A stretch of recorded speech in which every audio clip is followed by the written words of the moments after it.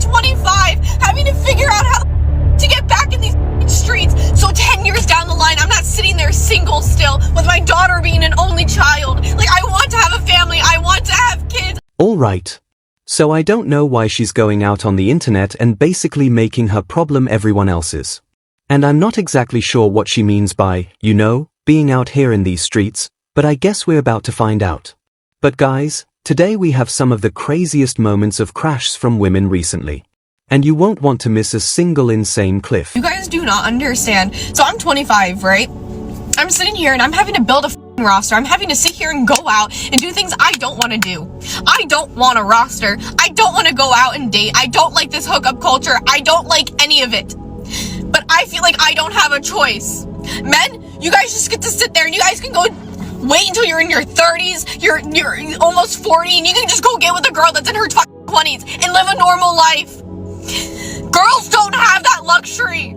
I'm now sitting here at 25 having to figure out how to get back in these streets so I can figure out. So 10 years down the line, I'm not sitting there single still with my daughter being an only child. Like, I want to have a family. I want to have... The thing is, right, she doesn't have to have a roster, do hookup culture, do any of the things that she just mentioned.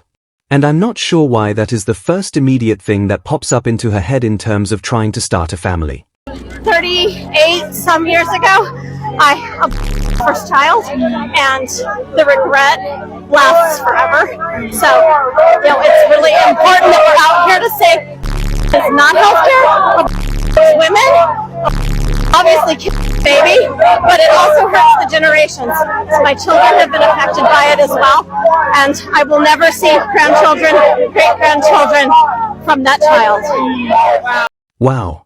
Thank you so much for standing for life and for sharing your story. I mean, that is honestly a really sad video, and that brings up a great point, is that you know she is having massive regret even 20-30 years later after having that abortion. For a woman to serve. You know, I actually really disagree with that. I don't think it's oppressive, but I think there's a lot of brainwash going on. I'm just going to say it straight out like that. Like I said, it's a system set up by men. Women weren't allowed to serve, so now it just seems oppressive if we do. The roles are just weird to switch. How do modern women respond if you ask them to make you a sandwich? They'd respond negatively, but it's just a negative term coined by men meant to antagonize. I mean, being asked to make a sandwich is not necessarily, you know, negative or trying to put down women. I think a lot of men, if they were asked to make their wife a sandwich for work or something like that, then you know they would do it as well and they wouldn't take offense. This morning I just told her to lock up. Dude, she cleans my bathroom, makes my bed, and the kicker is she done all, like 90% of my laundry. And I hate doing laundry. So I don't know if I done something right, maybe done something wrong, maybe she felt sorry for me, or I'll get a second date, who knows, but that was definitely the best one. So, honestly, this man might have just found his future wife. And I bet, you know, a lot of the men out there watching probably would love this in their life. Better than women. She's kidding. No, I'm not. They provide for us, and we must obey them because they are our masters. April, stop. I really don't think it has to be a man versus woman argument at all. I mean, obviously, men might be more prone to lifting heavy objects and just built better for it.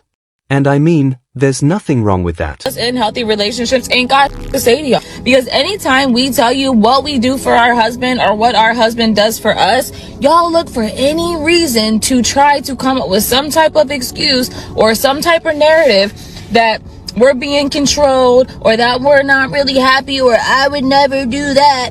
Is exactly why you're miserable still single, and exactly why no matter who you try to date or what you try to date, you still end up unhappy because you have this long list of what you feel like is supposed to come from a relationship. I can't remember the last time that I did laundry, but I will be out here taking the trash out because I don't give a I would rather take the trash out than to be downstairs doing laundry. You take the trash out, you're a woman. You shouldn't be taking out the trash. That's a man's job. Your man does the laundry. You should be doing that. You're the woman. It just so happens that what he doesn't like to do, I don't mind doing. What I don't like to do, he doesn't mind doing. Like, y'all are weird. My husband cooks probably most of the time. My husband taught me how to cook because I didn't know how to cook. I didn't know how to season. And when he gets done cooking, I serve him his plate.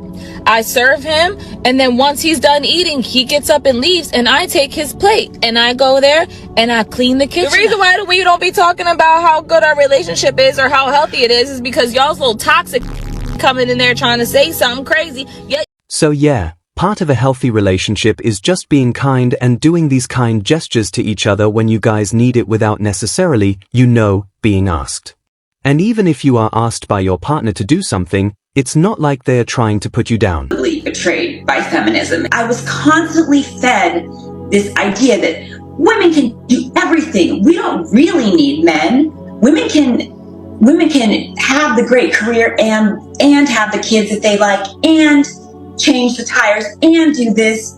I mean, I grew up thinking, and men are great, but I can do all the same things. I do feel in many ways betrayed by that line of thinking. I kind of want to go back to some of those teachers and coaches and say, what the hell did you mean by that? Because. So, like I said, it shouldn't be a debate or an argument, man versus woman. Obviously, some genders are just better suited to do certain things than others. If you look closely, you can see two dudes actually getting work done in the background. I don't think there's a better example of modern feminism. A bunch of chicks standing around with their fingers up their complaining about their workplace while simultaneously getting no work done. All the while, there's two dudes actually getting work done in the background. I mean, this is just... If you look closely, you can see two dudes actually getting work done in the background. I don't think there's a better example of modern feminism. A bunch of chicks standing around with their fingers up there complaining about their workplace while simultaneously getting no work done. All the while there's two dudes actually getting work done in the background. I mean, this is just like it's poetic. So honestly, I don't think you had to post that in the workplace in a place where you are supposed to be doing work.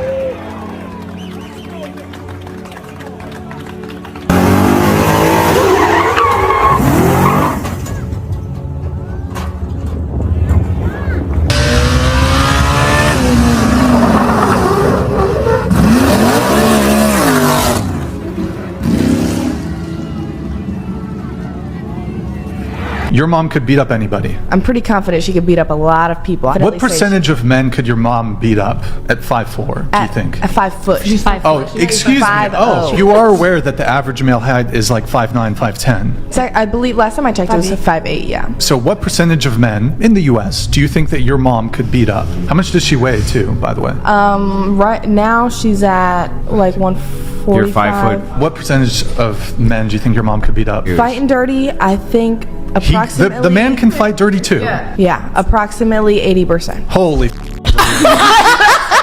Have you ever seen a fist fight? You are delusional, Have you ever my dear. So Brock Lesnar, I think he's like well over 6 feet. He's probably over 200 pounds. Could your mom beat him up?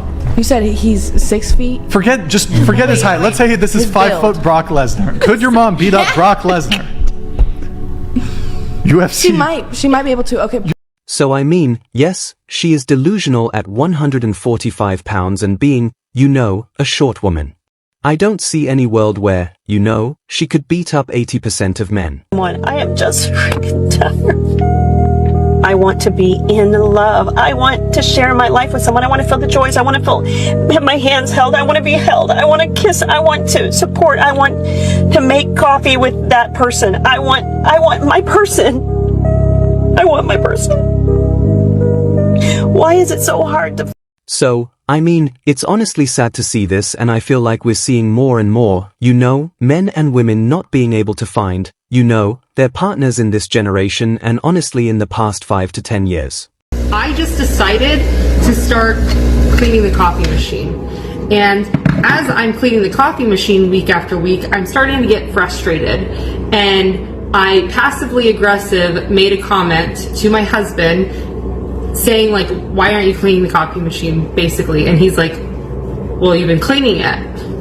And I created a whole story around my husband and me not feeling appreciated because I make the coffee and he's not cleaning it, but I've been the one cleaning it. So real life things that happen, that we create stories sometimes over things that aren't even happening, and then we wonder why, and it had nothing to do with me not being appreciated. I just was cleaning it, and now... I have no idea why this woman even posted this online. But yeah, I mean, she starts cleaning the coffee machine. It becomes normal. Her husband is appreciative. He might not say it immediately, every single time, but he is. I don't really know what she was getting mad about in the first place. Where you both come over and he helps, hang my TV and lift all the heavy things. Absolutely not. You see, he's my husband. He is not community labor. He is not a public utility. He is not our man. He is my man. And I will curb stomp anyone over that man. And you see, this is the part that makes me laugh even harder about this, is this is coming from a culture of women who have spent years when being asked the question, what do you bring to the table? Their answer is, well, I am the table. A table that now apparently needs my man. Except the only table that this man eats from is mine. But if you need help around your house, you actually have some real options. You can call a handyman. You can call a contractor. You can call an electrician. And guess what? They are all licensed. They have websites, phone numbers, and invoices. And here's the best part. You can pay them with your INDEPENDENT money. My husband is not a shared resource. My marriage is not a community program. If you need a man to come do those... I mean, there are boundaries and certain dynamics in relationships that of course are different between relationship to relationship. And in this case, this woman does not want, her man helping out another woman in terms of, putting her TV on the wall. Because you were out there under other people. So Well, you know what else is out there. Now, and I don't want anything else. I want you, Avery. Oh my God, that sounds cringe nowadays. Why I does it just sound so cannot bear to cringe listen to that you I want to talk be like with the that. man I've been with for 12 years? Okay, but you that didn't. I realized I made a mistake and I want to come back to the man I love? Like, that's crazy? Yeah, and well, 12 what's years crazy of is how much I love, don't 4 give a years of fuck, marriage, so. 2 children. Like, I want to come home. Oh my God. That sounds cringe nowadays.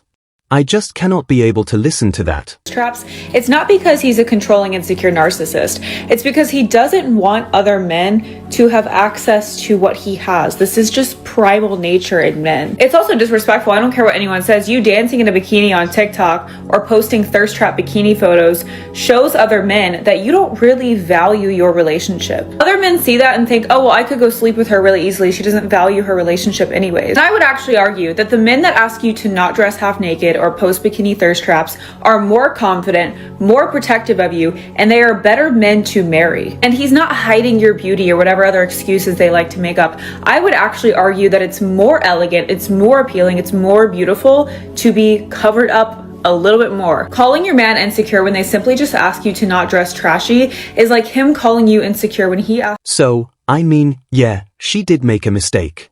Maybe the biggest mistake of her life. But a lot of men are just not going to take, their wife back, even if they cheat. Softer one with softer feminine energy. A man can watch you age in his arms and still want you like day one, unless you kill that vibe. Brutal truth is that desire does not die from a little bit of stretch marks or gray hair. It dies from the eye rolls.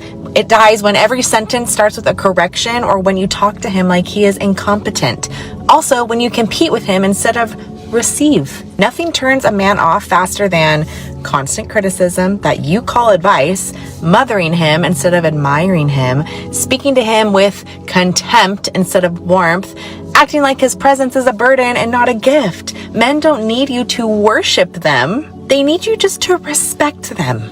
Respect goes a long way. If the energy is hostile and cold, he wants you to want him, to look at him like he's your man, not your opponent. He will stay obsessed with you if you make him feel 10 feet tall, even if she's 55 plus with laugh lines, gray hair. So, yes, that is a great analogy. If you are in a club like that as a man, you probably don't have a girlfriend. And if you do, she probably would not be, very okay with it. Here's something I've been realizing about why men seem to be getting better while most women are struggling more. And I've been thinking about this a lot lately. Men have all these platforms teaching them accountability and how to level up. But when I look at what we as women are consuming, it honestly made me realize something important. Men have podcasts like Jocko Podcast teaching discipline, Jordan Peterson teaching accountability, David Goggins teaching mental toughness, and there's so many more. They're consuming content that pushes them to build themselves up and take responsibility. But I started noticing what we as women are consuming. Keeping Up with the Kardashians, Call Her Daddy, Girls Gotta Eat, Real Housewives, Love Island, and there's just so many more. And I realized this content is programming us to create more drama, feel more entitled, and expect things without bringing anything valuable ourselves. I see influencers like Shira7, Miss Sprinkle Sprinkle, teaching manipulation tactics, and others like Ari Kitsia, if that's how you say it, promoting culture, teaching us that our value comes from our instead of building actual skills or character. Men have an entire ecosystem telling them to take responsibility and work harder, and they listen. We have... Yeah. So, everything that she said is very true. And, divorces and breakups don't usually happen overnight. It's usually years and years of things accumulating.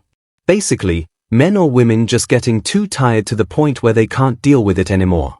But guys, you will not want to miss this last clip because it's definitely the best one so far.